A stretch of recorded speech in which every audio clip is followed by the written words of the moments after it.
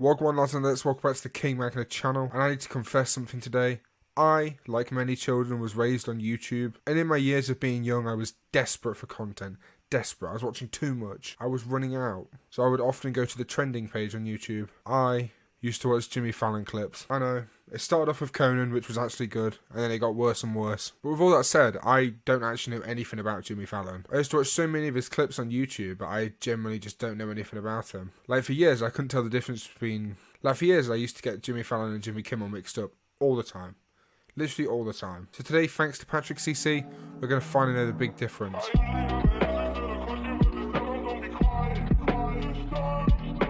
This video does come from the Patrick CC channel, so if you want to check him out, he does many great video essays like this one we're about to watch. So with all that said, let's get straight into it. There's an undeniable sincerity that emanates from Jimmy Fallon. He's not just a talk show host, he's a friend you've known for years, inviting you into his world with open arms. Since his late night debut in 2009, Jimmy has almost unanimously been loved by fans and celebrities. But not anymore. The people closest to Jimmy, the ones he relies on the most, have come forward to reveal that his actual character behind the scenes is the total opposite of lovable and genuine. That's not what I was expecting. Chaos, comedy, and crying rooms inside Jimmy Fallon, sorry. 16 current and former staff say Fallon's erratic behaviour spoiled their dream of working on The Tonight Show. I don't expect. They're all the same. All these, like, late night show hosts always have massive drama about them being an actual scumbag in real life. With James Corden, with Ellen DeGeneres, well, like Ellen DeGeneres, because she was very annoying. And if you really want to count it, Lily Singh, the worst one of them all. Somehow she trumps James Corden, which, as an Englishman, we all unanimously hate James Corden. Erratic behavior, outbursts, intimidation, avoid eye contact. That's just, Nobody told Jimmy no. These quotes don't sound like the unapologetically joyful Tonight Show host we know, but these revelations might not be shocking to some. As many people have speculated, Jimmy's nice guy persona is his fake entirely laugh is fake. so More specifically, his fake obvious. laugh. You can't Jimmy. So every time you laugh, you hit the desk. Every single time you laugh. I don't know if you guys have laughed just before. about It's everything, not like that. to the point where he sounds like a programmed laugh track being controlled just by how a it works. It's producer how humans backstage. If you think about embarrassment, scale of 1 to 10. Okay. 1 is just like being a person walking down the street, and 10 is, for me, co-hosting the Oscars with James Franco. Without So letting even Anne a joke, mention that's why just a this was statement. embarrassing, Jimmy just bursts out into laughter when there was nothing funny about what she said. And then he tries to connect my my right foot to my left arm, and he's trying to connect them like this, and I'm in such pain. I go like that, Yeah. and his belly goes in my mouth. Even Ryan Gosling looked at Jimmy Yeah, he's like, confused as to "What?" why he was laughing so hard. They both play it off awkwardly because they quickly realize this is harmless and it only makes them look better or funnier. There's no point in calling him out. That is But Taylor true. Swift wasn't That is actually true. It's like nothing but good to just play along with it. having it. The VMAs are coming up August 24th, and they're saying, I heard that Taylor Swift will be performing. Can you confirm or deny? I mean, we've had a really good time today. Taylor? So, Taylor? see where I'm going with this at least. Nobody ever listens to me. Oh my Finish a God. thought. Oh my God. So what I was saying is You're not even that- looking at me. because I'm trying to think of what to say next. If he isn't interrupting them with laughter, he is interrupting them with other pointless talking. Taylor Swift's frustration was a little more obvious than David Spade's. Carson wasn't even the first one, but I squeaked on. You did stand up. When I did, I'll tell the story. When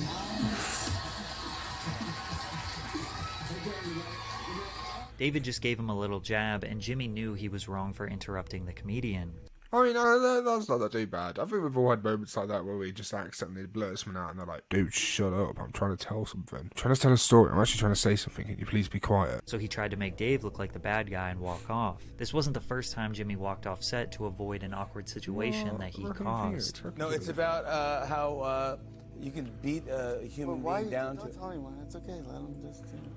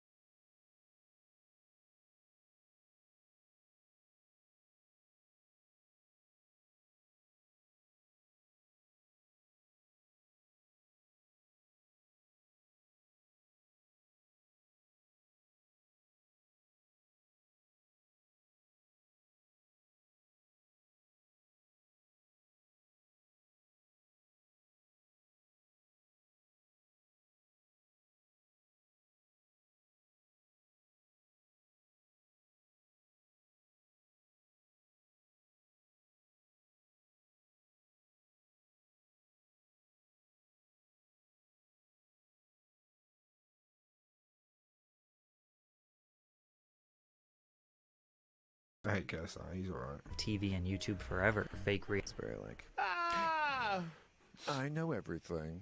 I kind of do agree with a lot of what he says. Jimmy is a people pleaser and just wants to make everyone comfortable, bless his heart. That laugh does the opposite to me. It feels like he's hiding something. And Jimmy may be hiding something, a lifetime of alcoholism. And the reason he began drinking may shock you. But first, a word from our sponsor, Underdog Fantasy. Underdog Fantasy. Gambling. We don't take gambling on this channel, Patrick. But I do love you though. No hate. Today to take advantage and win some money. As a teenager, Jimmy was obsessed with Saturday Night Live. The program had been running for nearly 2 decades, and Jimmy was fully immersed. I loved old school Saturday Night Live. Old school Saturday Night Live was goated. Go back now and watch some old school Saturday Night Live, sketches when they were in their prime. Don't watch the new ones. And even within, like, I don't know, I'd say 10 years, but even that's a bit like, they're still not good. Anything older than that, they're banging, okay?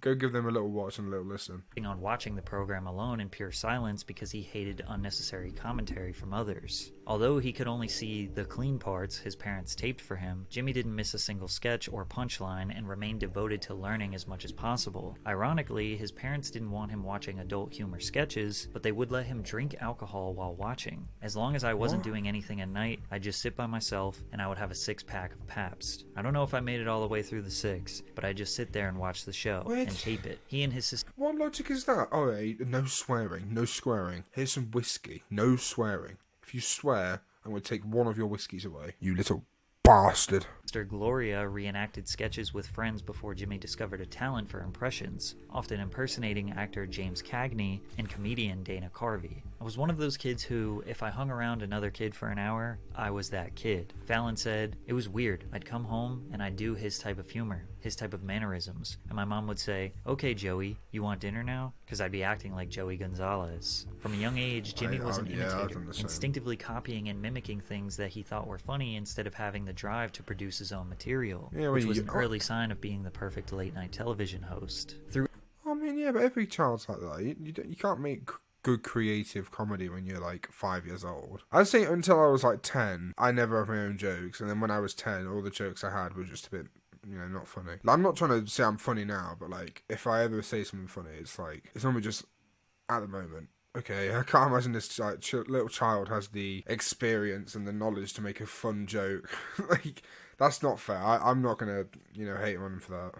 Through hours of meticulously studying various comedy and musical routines, Fallon continued working on his craft and established himself as a performer at Saugerties High School, appearing in most stage productions. It was a rush. I think it was the rush of getting a reaction. Maybe it's acceptance. Maybe it's a thing where you're pleasing somebody. I want to be friends with everybody. And if you make a joke and everyone laughs, you're like, that's it, I scored. That's what I thought making a friend was. You just feel like people liked you. So maybe it was that, acceptance. It seems like Jimmy's people-pleaser mentality has been in full effect since his youth. His obsession with Saturday Night Live carried on throughout his time at St. Rose College in New York, skipping parties and events so that he could watch SNL as it aired. Fallon lived for the weekends when he would regularly board buses from his aunt's house in Fort Hamilton to perform stand-up comedy sets at Caroline's on Broadway and Times Square. On stage is where Jimmy felt most at home, and his urge to make audiences laugh couldn't be ignored as he dropped out of college in 1995 to move to Los Angeles, California to pursue comedy full-time. He secured a manager who got him very minor roles in comedy films like Father's Day and television sitcoms like Spin City. But it didn't matter because his dream wasn't to become an actor. Jimmy remained fixated on joining Saturday Night Live. After 2 years of working on his sketch comedy and improv skills with the Groundlings, he took a leap of faith and auditioned for SNL, but bombed. This career setback could have killed his dreams as a comedian altogether, but his obsession with SNL wouldn't let him give up. When he landed a small role on a Warner Brothers sitcom, Fallon negotiated a clause in his contract that would release him if he got on SNL. The producers agreed only because they thought it would never happen. This was my ultimate goal. If I ever cut into a birthday cake and made a wish, I would wish to be on SNL. If I threw a coin into a fountain, I would wish to be on SNL. If I saw a shooting star, I would wish to be on SNL.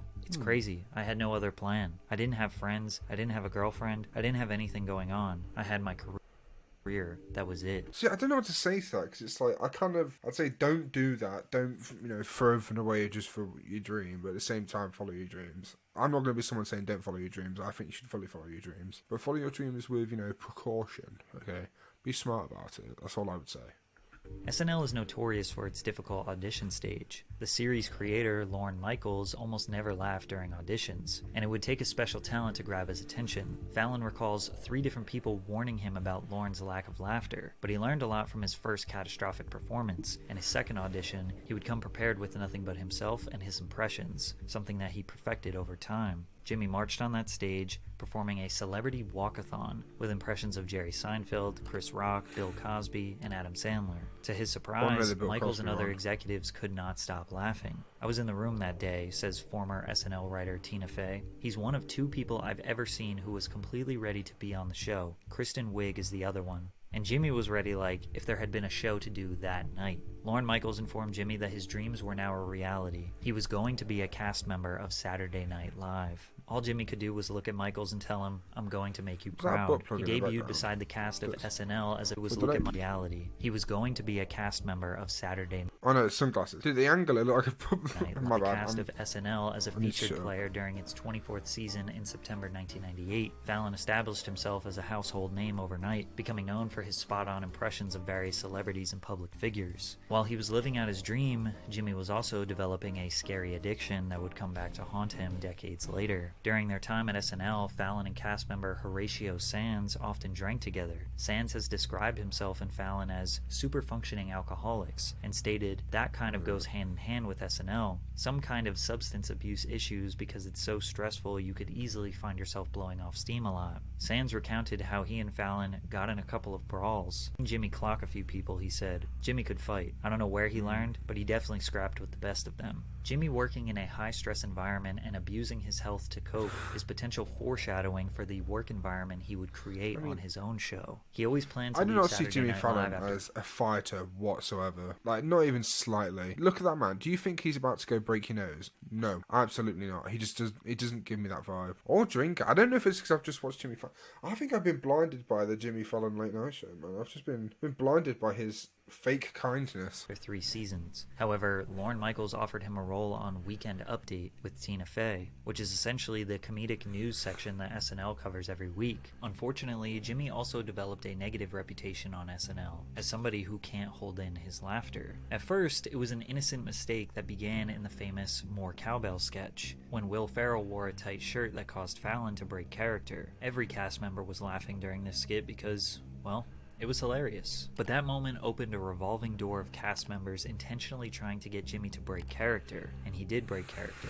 A lot. Interrupting the punchlines and comedic timing by laughing and giggling. While some thought it was hilarious, others found it insensitive and believed he was attempting to steal their spotlight and make the sketches about himself. Lorne didn't like it. The writers didn't like it. I'm not trying to do it on purpose. I'm trying not to do it. But sometimes it just got insane.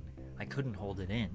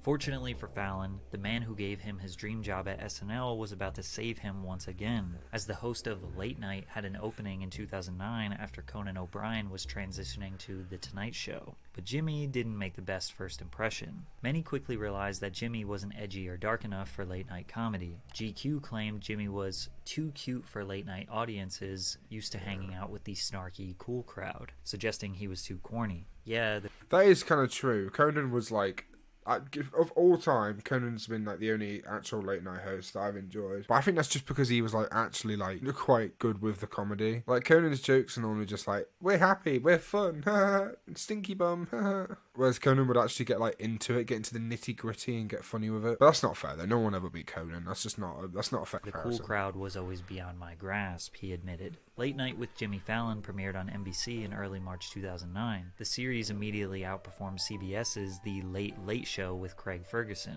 by 500,000 viewers. Fallon also garnered more viewers than his predecessor, Conan O'Brien. Late Night with Jimmy Fallon was one of the first late-night talk shows to embrace social media and use it as an integral part of the show's engagement with its audience. Jimmy was able to connect with the youth who weren't watching TV at midnight in 2012 by regular uploads to YouTube, particularly comedic sketches and challenges with their favorite celebrities. And this is where I was a little boy watching all these. This was my era, okay? You'll see me, you know, how old would I have been? How old would I have been? Like, I don't know, 10, 12 maybe? I don't know. Little old me, in my nappies at 12 years old, sat in the corner with a big old iPad, watching crappy Jimmy Fallon sketches. That was me, okay? That and Smosh. Smosh was definitely better, though. I'm going to give him that. When you watch Jimmy Fallon on YouTube when I was younger, it was like scraping the bottom of the barrel. Even back then, I knew it wasn't the best content. You'd watch anything over it, but then you'd be like, oh, I've seen it all. I've watched all the cartoons I want to watch. I've watched all the sketches. Let's just put Jimmy Fallon on, why not? I got these tickets to the One Direction concert. Ew, I love One Direction. Do you have an extra ticket? Yeah.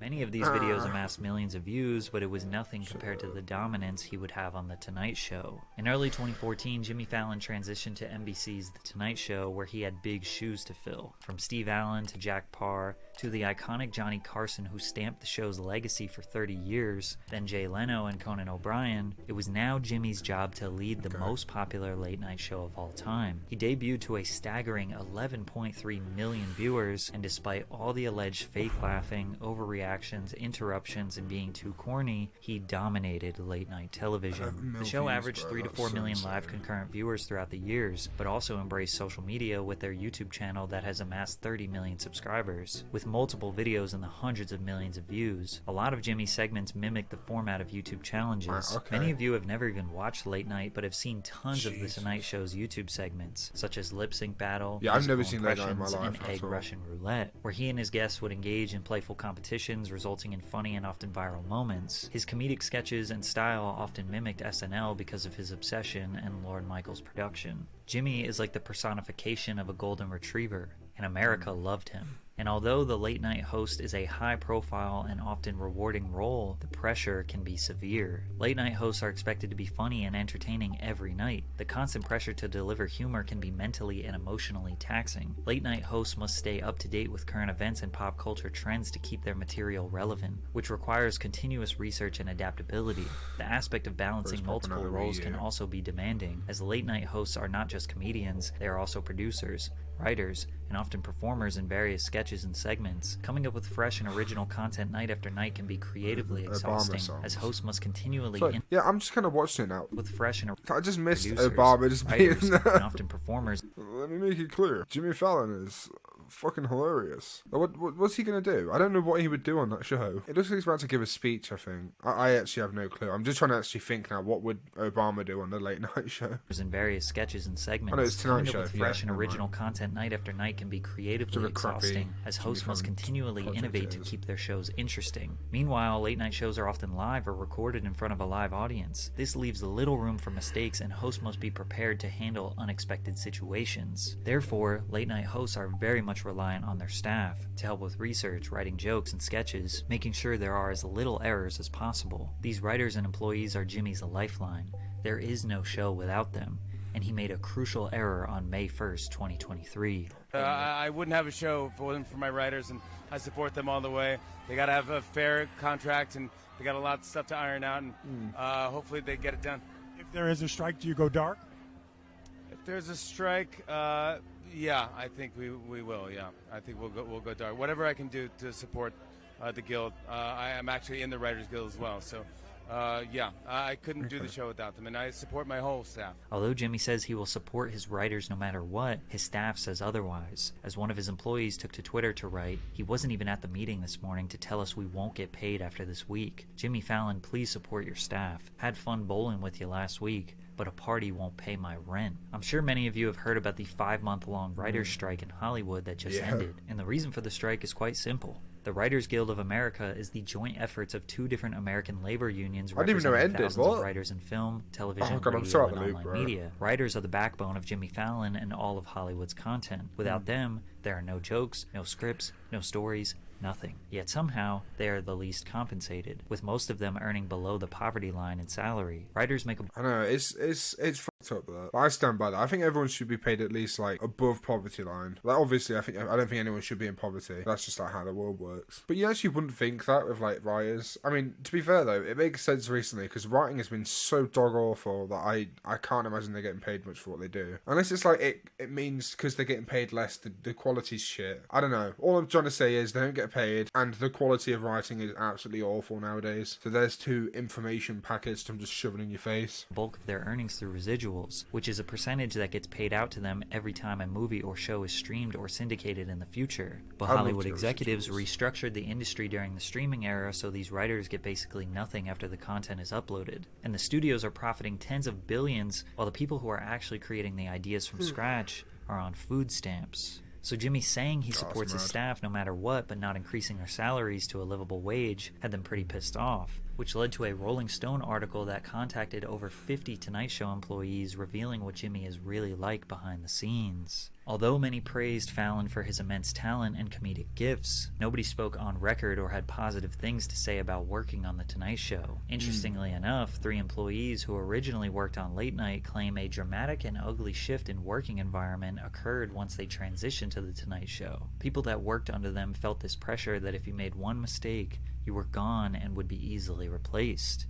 Yeah, that's kind of annoying. I feel like having the stress of like immediately losing your job every 2 seconds if you fuck up, that would kind of like stress me out a lot as well. And especially because if you're not getting paid properly as well. Like, don't get me wrong, I'd rather do like a writing job or anything in media than like a Tesco job or like a Asda job or a fucking Lidl job. Just like anything like creative would be more preferable for me. I know a lot of people probably feel the same, but you've got to be paid like fairly. Like, that's got to be like something we definitely like in bed. I generally can't believe like how bad it got. I'm only young, okay? I'm actually only 19. A lot of people don't know that. They think they've got the big beard. They think I'm just a stupid 25-year-old. No, I'm just a little boy, okay? I'm just a little poor boy who doesn't know about the real world outside, okay? Like, don't get me wrong. Ask me anything about Mortal Kombat, I can answer it. But the problem is, I have no real experiences in the world. I've had a job though, so don't think I've not done anything in my life. But like, how are you getting paid so little for such an important job? It's quite like a, what's the word for it, like tight-knit job. You're lucky to get it as it is, and then you're lucky to get a job you're not getting paid for a lot, and then that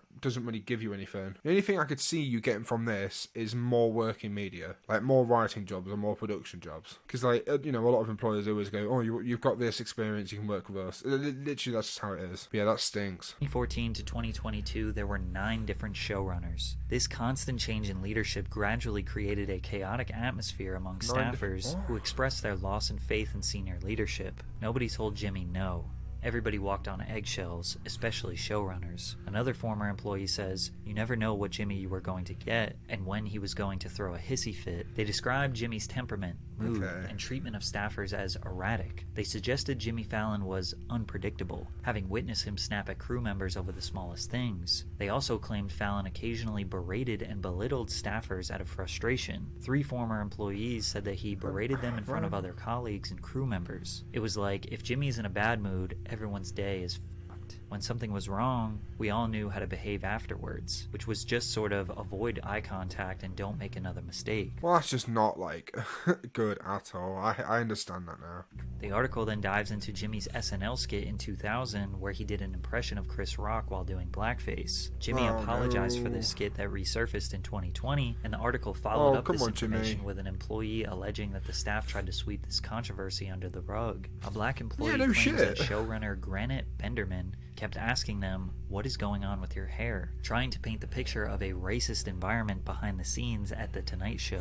Employees claim that they experienced deteriorating health effects due to the environment, hair thinning, extreme weight loss. Mentally, I was in the lowest place of my life. I didn't want to live anymore. One longtime employee says they never reported their issues to HR because early on in their tenure at the show, they saw colleagues of theirs attempt to speak to human resources representatives and subsequently got fired from the show. They don't protect us, the former staffer says. They don't do anything for us. That's so wild. So if you go to HR, which is like a department made for if you have an issue, you get fired for the issue. Yeah, that makes sense, guys. Come on, that makes sense. Don't be silly. That's just how it works. That's the real world, okay? That's how the real world works. You guys are just too young. You're children. You don't understand.